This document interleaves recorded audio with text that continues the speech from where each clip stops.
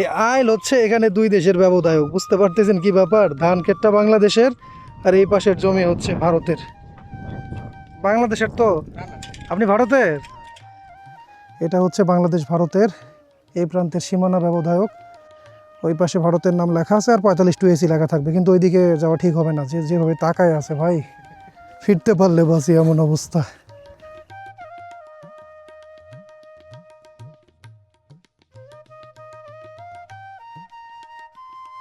পদ্মার ভারত সীমান্তবর্তী দুর্গম এক চর জনপদ আষাঢ়িয়াদহ। সীমান্তবর্তী চর হওয়ায় সরকারিভাবে এই চরের বাসিন্দাদের জন্য রয়েছে আলাদা কিছু নিয়মকানুন। এখানে যদি গাভী বাছুর জন্ম দেয় 10 দিনের মধ্যে সেটার জন্ম নিবন্ধন করে নিতে হয়। এই চরে ধরেন যে অনেক সমস্যা, বুঝলেন। অন্যদিকে পদ্মার আগ্রাসী আচরণে এখানকার লোকজনের নিত্য দুর্ভোগের চিত্র তো আছেই। একটা পুরো সাজানো সংসার সেটা বিলীন হয়ে গেছে, যাওয়ার পরে ওনারা এই পাশে এখন হয়তো বা এই পারে এসে বাড়ি করবেন। ভাই আষাঢ়িয়াদহ থেকে আসতেছেন, এই নদী ভেঙে এই অবস্থা। পদ্মাপাড়ের এই জনপদের বাসিন্দাদের সুখ দুঃখের গল্প নিয়েই পথে পথে বাংলার আজকের এপিসোড।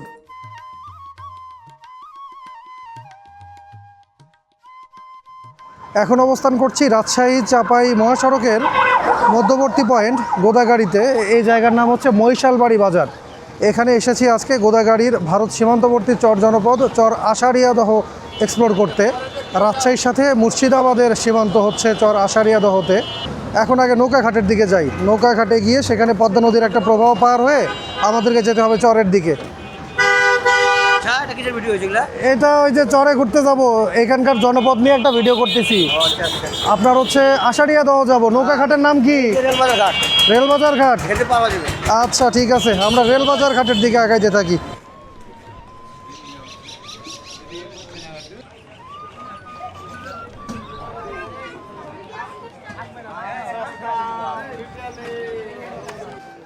মেইন হাইওয়ে থেকে একেবারে কাছেই 5 মিনিটের মতো অটো রাইড করে চলে এসেছি রেলবাজারে।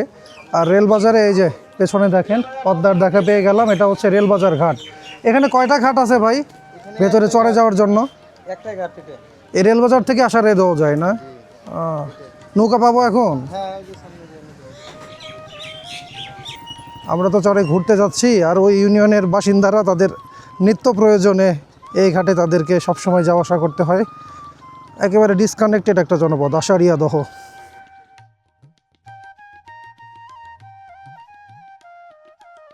ভাই এখানে আপনি কোনো একটা জমিদার বাড়ি নিয়ে মনে হয় কিছু একটা বলছিলেন। জি ভাই, এখানে আপনার পান্নালাল ঠাকুর জমিদারের বাড়ি আছে, এখন ধ্বংস বিশেষ আছে এবং এখনো বাড়িটা ভালো মজবুত হয়ে আছে।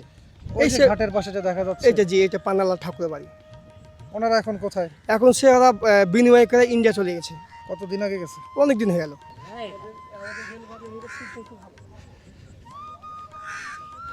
এখন পদ্মা নদীতে পানি একেবারে শুকনা পর্যায়ে, বছরের সবচেয়ে শুষ্ক সময় এখন। আমি যখন এসেছি এটা হচ্ছে জুন মাসের মাঝামাঝি।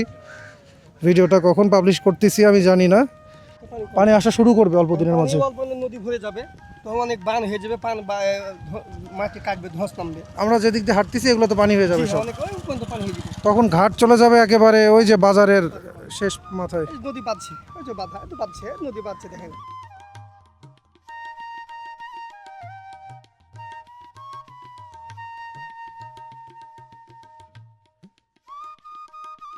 ঘাটে পৌঁছাতেই দেখলাম চর থেকে একটা নৌকা পাড়ের দিকেই আসছে। নৌকা এখানে চলাচলের একমাত্র মাধ্যম। এইমাত্র একটা নৌকা এসে ঘাটে লাগলো, যাত্রীরা সবাই নেমে যাচ্ছেন, গোদাগাড়ির দিকে বের হয়ে যাচ্ছেন। কত দূর পর্যন্ত নৌকা যাবে জানি না। বাকি পথটা হচ্ছে ওইখানে দেখেছিলাম যে বাইকে করে চলাফেরা করা যায়, যাই ওই পাশে যাই, কিন্তু কোনো যাত্রী নাই। কিন্তু এখন দেখেন 3-4 জন ভাই আসছে ওইখানে, যাত্রী না হইলে আবার নৌকা নাকি ছাড়বে না, নির্দিষ্ট কোনো টাইম টেবল নাই। এই কাঠের নৌকা কই যাচ্ছে? ও আচ্ছা, চর থেকে আসলেন, ওকে।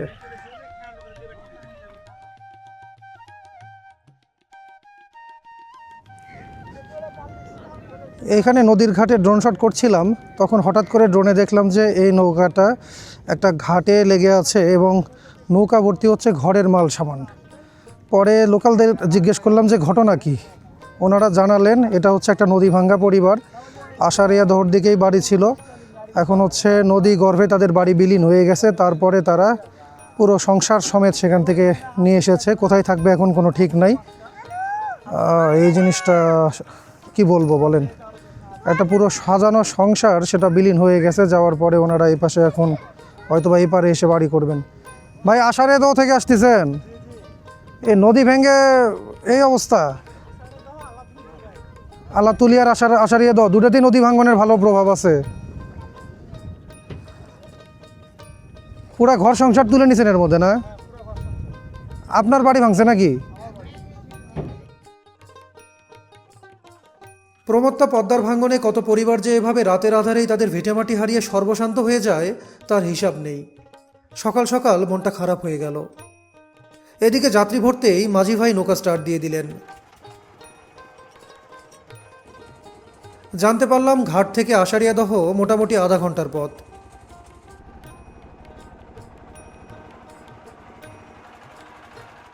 প্রমত্তা পদ্মার বুকে এই নৌভ্রমণটা ছিল বেশ উপভোগ করার মতো। নদীর বুকে যত সামনে এগুচ্ছি ততই শহরের কোলাহল যেন পিছনে মিলিয়ে যাচ্ছে। সামনে অপেক্ষা করছে এমন এক জনপদ যেখানে মানুষের জীবন, জীবিকা আর স্বপ্ন সবকিছু জড়িয়ে আছে পদ্মার সঙ্গে।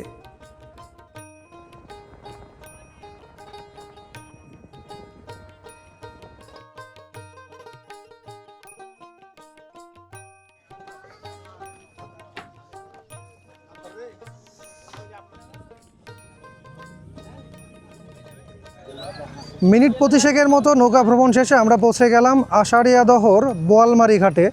আর বোয়ালমারি ঘাটে নামতে এখানে দেখেন যাতায়াতের জন্য অনেক ঘাটে কিন্তু চড়ে কোনো প্রকার যানবাহন থাকে না, হেঁটে যাওয়া লাগে। এখানে সেরকম না, এখানে বাইক আছে। শুধু বাইকই, অন্য কোনো অটো রিক্সা কিংবা ভ্যান কিচ্ছু নাই।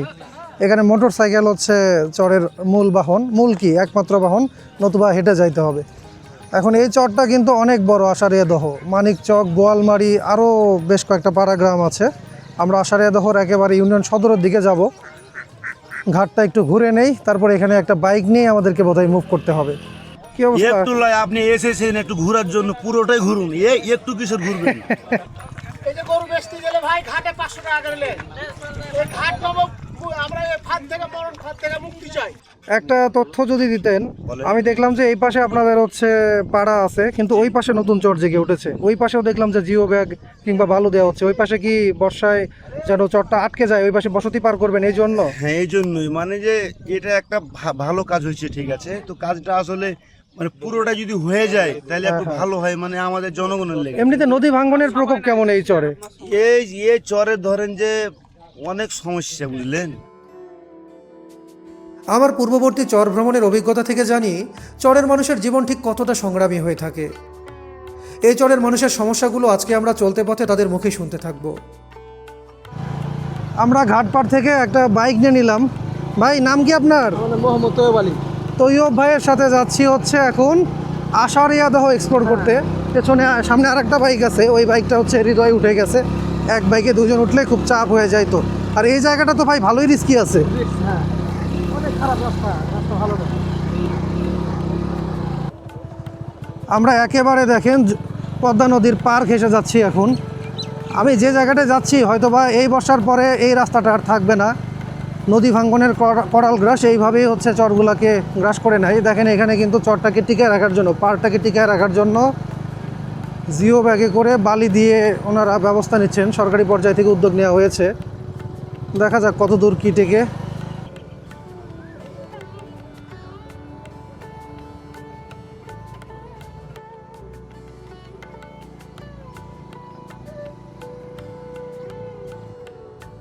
অল্প কিছুক্ষণের মাঝেই আমরা মূল গ্রামের ভিতরে ঢুকে পড়লাম।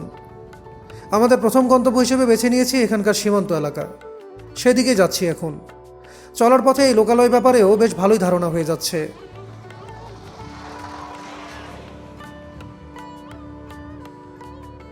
আমরা বোয়ালমারি ঘাট থেকে এখন যাচ্ছি হচ্ছে আষাঢ়িয়াদহ গ্রামের বর্ডার সাইডে। বাংলাদেশ ভারত সীমান্তের একেবারে নিকটবর্তী একটা অঞ্চলে আমরা অবস্থান করছি। যে মূল সড়কটা দিয়ে এখন যাচ্ছি এটা হলো কোদালকাটি থেকে একেবারে আষাঢ়িয়াদহ পর্যন্ত বিস্তৃত। এখান থেকে কিন্তু ভারতের লালগোলা, মুর্শিদাবাদের ঐতিহাসিক লালগোলা খুবই নিকটবর্তী একটা জায়গা।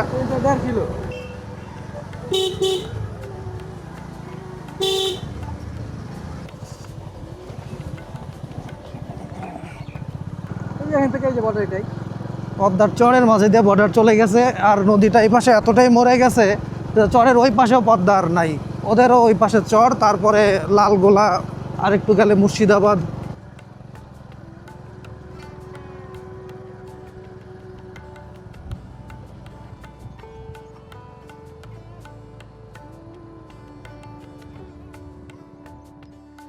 আমরা এখানে বাংলাদেশ ভারত সীমান্তের পাশে নেমে পড়েছি। এই যে পেছনে দেখেন কাঁটাতারের বেড়া। ভাই আর যায়েন না ওইদিকে, একেবারে কাছাকাছি চলে যাচ্ছে আমাদের বাইক ড্রাইভার তৈয়ব ভাই। হ্যাঁ, সীমানার কাঁটাতার দেখা যাচ্ছে। ভাই হলো পিলার খোঁজার জন্য সামনে যাচ্ছে। আর এই পাশে আমরা জমিতে কাজ করতে দেখতেছি, ওই যে ট্রাক্টর নিয়ে কাজ করতেছে, ওই ভাই হচ্ছে ভারতের কৃষক, ভারত অংশ থেকে উনি কাজ করতে আসছেন।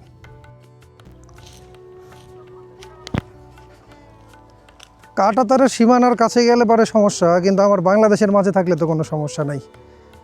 একেবারে সীমান্ত ঘেঁষে এখন ঘুরে বেড়াচ্ছি আমার সোনার বাংলায়। এখানে বাংলাদেশ সীমান্তে একেবারে শেষ দিকের জমিতে আমাদের এক চাষি ভাই কাজ করছেন, তার এখানে হচ্ছে পাটের ক্ষেত। সীমানার একেবারে নিকটে কিন্তু আমরা, এই যে এখানে হচ্ছে কাঁটাতারের বেড়া, অর্থাৎ আমরা একেবারে সীমানা পিলার ঘেঁষা এলাকা দিয়ে ঘুরতেছি এখন। আর তো ভালোই হচ্ছে, দেখি ওনার সাথে একটু গল্প করে আসি। প্রচণ্ড বাতাস, তারপরেও এই সাক্ষাৎকারটা দরকার। আসসালামু আলাইকুম। ওয়ালাইকুম সালাম। কেমন আছেন ভাই? ভালো আছে। বাংলাদেশের জমি এটা, তাই তো? জি।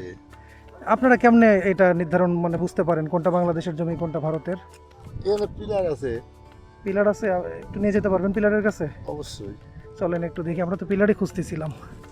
তোরা নিয়ে গেল না আপনাকে? ওরা এইখানে পিলারটা চিনতেছিল না। কি কি আবাদ করেন এমনিতে? এখানে পাট, ভুট্টা, ধান। ভাইজানের নাম কি?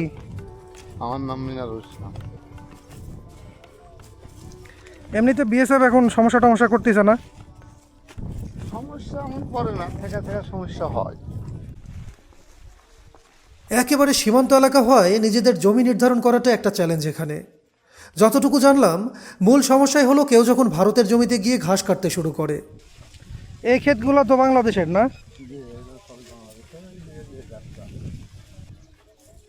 ওই তো সামনের যে পটটা দেখছেন সেটাই কিন্তু ভারতের।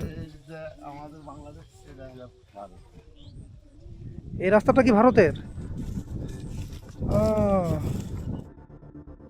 কি অদ্ভুত এক ব্যাপার, দুই ক্ষেতের মাঝখান দিয়ে চলা সরু মাটির পথটাই এখানে সীমানা ব্যবধায়ক। সামনের চাষ করা যে জমিগুলো দেখছেন সব কিন্তু ভারতের। আর ওই তো এ পাশের ধানক্ষেতটা হলো বাংলাদেশের অংশে।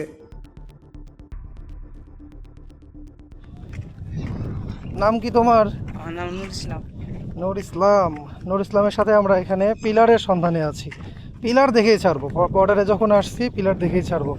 যেহেতু কাঁটাতারের বেড়া হচ্ছে এখানে, 150 গজের ভেতরেই পিলার থাকবে, কাছাকাছি আছে।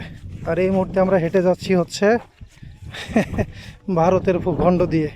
এই আইল হচ্ছে এখানে দুই দেশের ব্যবধায়ক, বুঝতে পারতেছেন কি ব্যাপার? ধান ক্ষেতটা বাংলাদেশের আর এই পাশের জমি হচ্ছে ভারতের।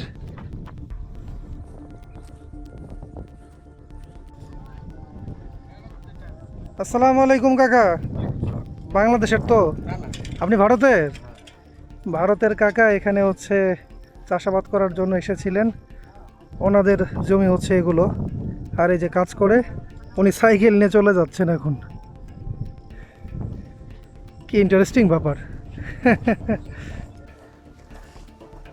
আমরা এখানে সীমান্ত ব্যবধায়ক পিলারের সন্ধানে অনেকখানি হেঁটে এসেছি। সবচেয়ে ভয়ঙ্কর ব্যাপার হচ্ছে একটু পরে পরেই বিএসএফদের যে টহল চকিগুলো থাকে উঁচু, সেইখান থেকে রক্ত দৃষ্টি দিয়ে মনে হয় আমাদের দিকে তাকায় আছে।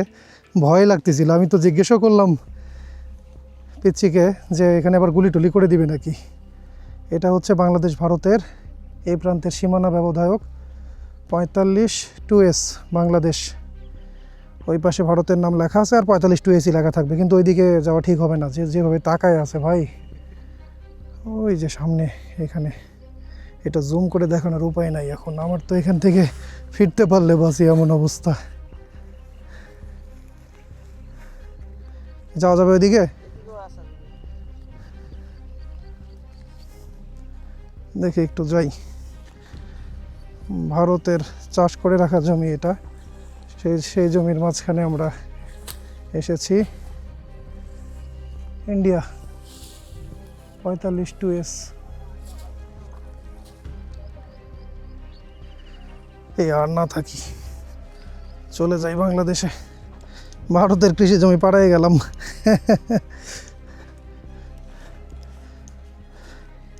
এদিকে আমাদের পাটের ফলন কিন্তু ভালোই হচ্ছে। ওরা পাট লাগায় না? না। তাইলে এখানে অন্ধকার হয়ে যাবে একেবারে, মানে সীমানা বোঝা যাবে না, এই জন্য বোধ হয় না। হ্যাঁ, ওরা কি কি চাষ করে? ওরা মুসরি করে, কালাই করে, গহম করে। যে গাছগুলো ছোট? হ্যাঁ, এই গাছ কিন্তু করে। আচ্ছা, ওই যেটা হল চৌকি। পুলিশ সামনাসামনি থাকে, এক পুলিশ তো হবে, বুঝে নেবে টাইম। মানে পুলিশের সরি বিজিবির হচ্ছে ওখানে ডিউটি পরিবর্তন হয়, সারাদিন তো আর একজন বসে থাকে না। গেট খুলে হয়তো বা কাউকে এদিকে পার করে দিল, সে এখানে কাজ করার জন্য আসলো, এসে তাদের আত্মীয় স্বজন অনেকে তো এই গ্রামে আছে, তাই না? আষাঢ়িয়া দহতে গিয়ে দেখা সাক্ষাৎ করে আবার টাইমের মধ্যে ফিরে চলে যায়, এরকমও ঘটে।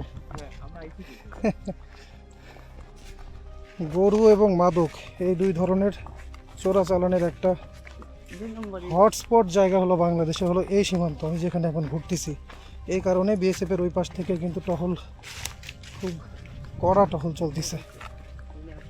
এইখানে আমি যতটুকু জানি, গরু চোরাচালান রোধে বিজিবির পক্ষ থেকে এখানে যদি গাভী বাছুর জন্ম দেয় 10 দিনের মধ্যে সেটার জন্ম নিবন্ধন করে নিতে হয়। এই নিয়মটা তো আর এমনিতেই করে নাই। এবং মাসখানেক আগে বোধহয় আমি কোনো একটা নিউজ পোর্টালে দেখেছিলাম এখানে মাদকের চোরাচালান নিয়ে একটা নিউজ। যাই হোক, সেই ইস্যুগুলো নিয়ে এখানে কথা না বলি। আমরা ঘুরতে এসেছি চর আষাঢ়িয়া দহ।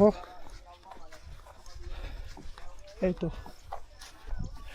আমরা ভারত বাংলাদেশ বর্ডারের একেবারে জিরো লাইন দিয়ে হাঁটতেছি এখন। 150 গজ দূরে হচ্ছে কাঁটাতারের বেড়া দেওয়ার নিয়ম। ওই যে কাঁটাতারের বেড়া।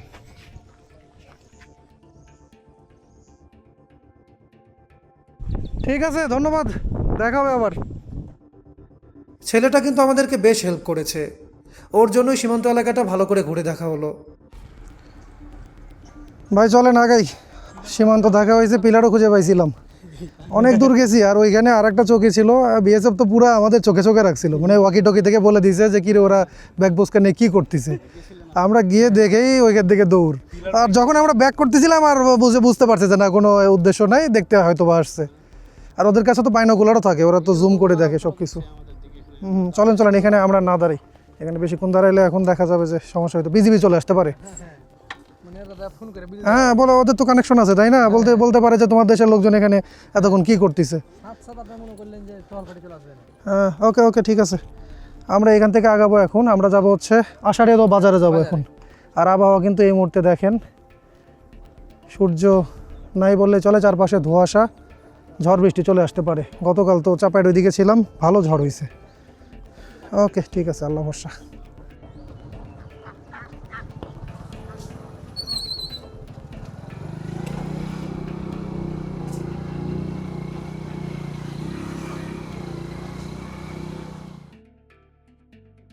এবার যাচ্ছি আষাঢ়িয়া দহের মূল বাজারের দিকে। যেতে পথে আমরা লোকাল বিজিবি ফাঁড়ির ঠিক পাশ দিয়ে অতিক্রম করছি এই মুহূর্তে। একটু সামনে এখানকার ইউনিয়ন সদর। আমরা এখন সীমান্ত ঘুরে আবার চলে এসেছি আষাঢ়িয়া দহ বাজারের ভেতরে। এটা হচ্ছে ইউনিয়ন কাউন্সিল অফিস না? এটা আপনাদের মূল বাজার? হ্যাঁ।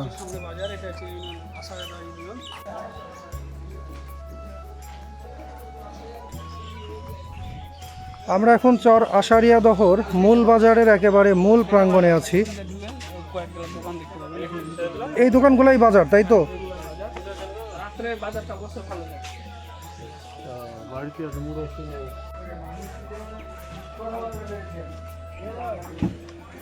আসসালামু আলাইকুম, কেমন আছেন? ভালো আছি। এই চরের স্থানীয় আপনি? এগুলো কোত্থেকে নিয়ে আসেন সব? এই চরে পারে সব জায়গায় আছে। এখানকারও আছে? তো লোকজন এখানে কেনাকাটা কি গোদাগাড়ি থেকে করে না বাজার থেকেও করে? এখান থেকেও করে, বাজার থেকেও করে। হাটের দিন কোন দিন? হাটের দিন বুধবার আর বুধবার আর রবিবার। এই চরে হাট বসে? না, চরে চরে না, পারে। এই হলো কাহিনী। এই দুইটাই সবজির দোকান চরে, দুইটা সবজির দোকান। আর এই পাশে কিছু দোকান দেখা যাচ্ছে। হ্যাঁ হ্যাঁ, স্কুলের ভিতরে চলেন ঘুরে আসি। আমাদের চরের অবস্থা খুব একটা ভালো হবে না। এই যে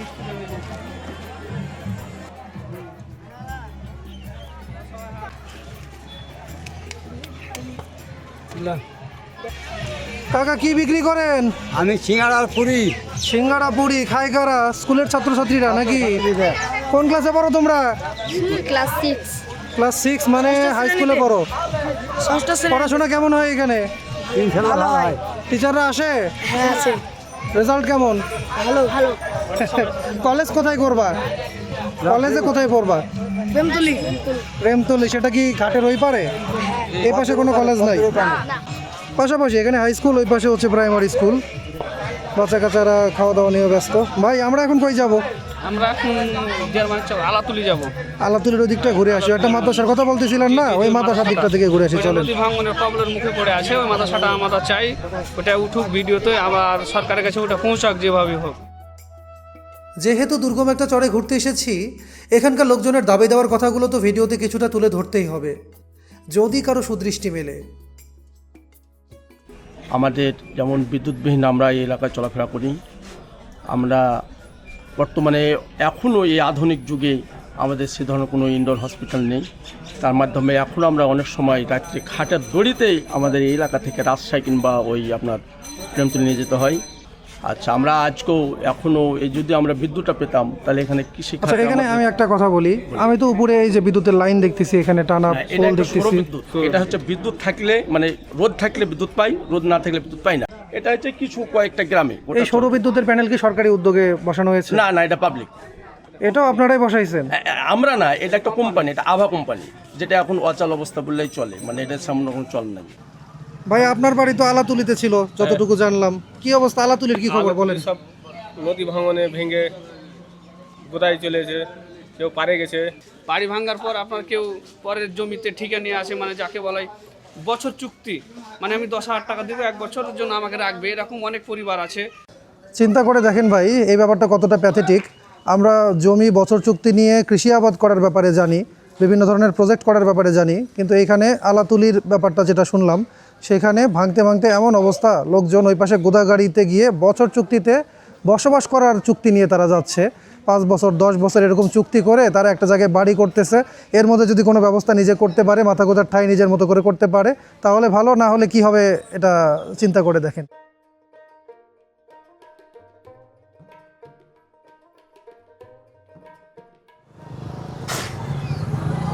অনেকে মনে করতে পারেন এই রকম চর ঘোরার মাঝে কি মজা। যারা এটা মনে করেন তারা ভাই একটু সময় বের করে আপনাদের ব্যস্ত জীবন থেকে একটুখানি সময় নিয়ে কোনো একটা প্রত্যন্ত অঞ্চলে, যমুনার হোক পদ্মার হোক, একটা সুন্দর চরে ঘুরতে আসবেন, চরের মানুষের সাথে মিশবেন। এটা ভাই আপনাকে একটা ডিফারেন্ট বাংলাদেশের ফিল দিবে।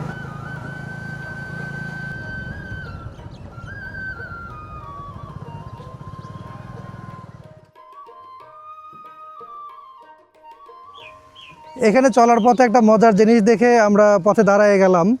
যাচ্ছিলাম, দেখি যে হনুমানের মতো, প্রথমে দূর থেকে দেখে বানর ভাবলাম, পরে যেভাবে লাফাচ্ছিল বাচ্চা কোলে নিয়ে, আমি বাইক ড্রাইভার ভাইকে বললাম যে ভাই এটা কি হনুমান নাকি? বললো যে হ্যাঁ হনুমান।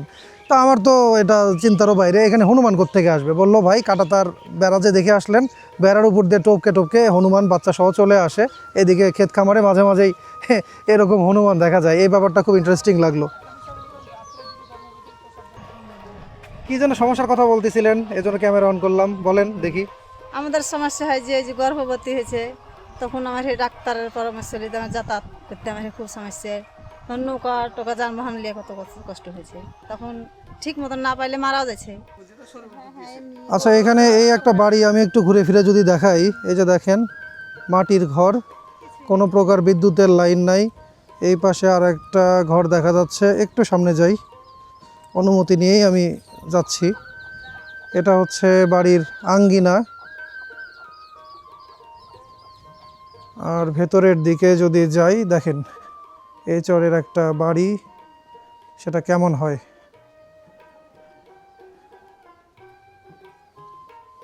মাটি দিয়ে এটা কি ডোল তৈরি করা নাকি ধান রাখার জন্য?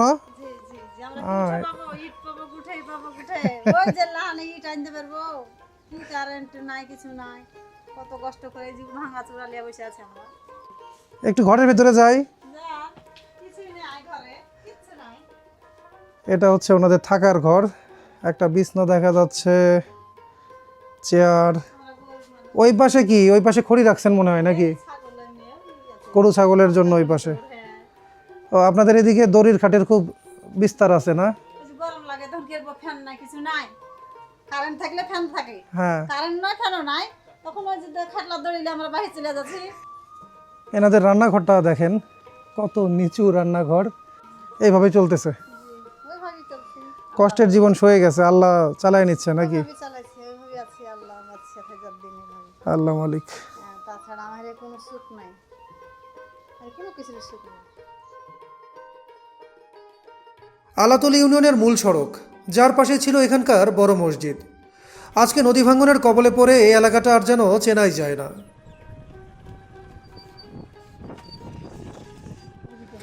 আমরা আষাঢ়িয়াদহ চর থেকে এখন হচ্ছে চর আলাতুলিতে চলে এসেছি, আর চরের একেবারে শেষ মাথায় আসছি। এখানে দেখেন বড় একটা ব্রিজ ছিল, ব্রিজ এখন অর্ধেকের বেশি গায়েব।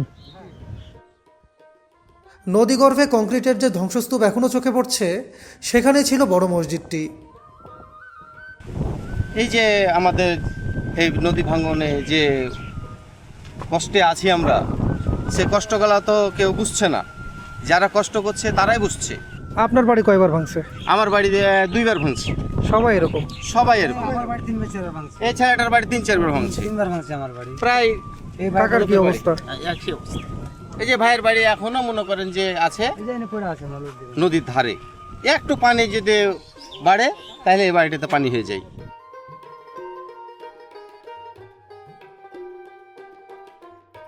আলাতুলির সবচেয়ে বড় মাদ্রাসা, সেটিও এখন গুনছে ভাঙনের প্রহর। এমনিতেই তো বলে না, সর্বনাশা পদ্মা নদী। আষাঢ়িয়াদহ আর হচ্ছে কোদালকাটি মিলে সবচেয়ে বড় মাদ্রাসা হলো এইটা, তাই না? আর সেই মাদ্রাসার অবস্থা দেখেন এখন। এই যে সামনেই চলে আসছে চর, এই যে ভাঙ্গন এত দূর পর্যন্ত চলে আসছে। আমার তো মনে হচ্ছে ভাই এটা 2 বছর লাস্টিং করা কঠিন হয়ে যাবে যদি ব্যবস্থা না হয়। পানি বাড়তে বাড়তে ভেঙে যাবে আপনার। তাইলে কেমনে কেমনে কি মেনটেন করবেন? এখন আল্লাহ জানে ভাই, চেষ্টা চালাইছে সরকার, আবেদন করছে, এখন দিচ্ছে কিনা। এই প্রতিষ্ঠান কতদিন আগের? এবার 2003 সালের। 23 বছর আগের একটা প্রতিষ্ঠান এইভাবে বিলীন হয়ে যাবে? ভাই ওই যে ওই নদী ছিল না, গ্রাম আছে না, ওই পাশে নদী ছিল ভাই, আমার হুঁসা দেখেছি আমি, ওই পাশে নদী ছিল, ভাঙতে ভাঙতে এই পর্যন্ত আসছে। নদী এক পাশ ভাঙে তো অন্য পাশ গড়ে। তবে আলাতুলিতে এসে দেখলাম ভিন্ন চিত্র। পদ্মার ভাঙন এই এলাকাটা একেবারে নিঃশেষ করে দেওয়ার পথে।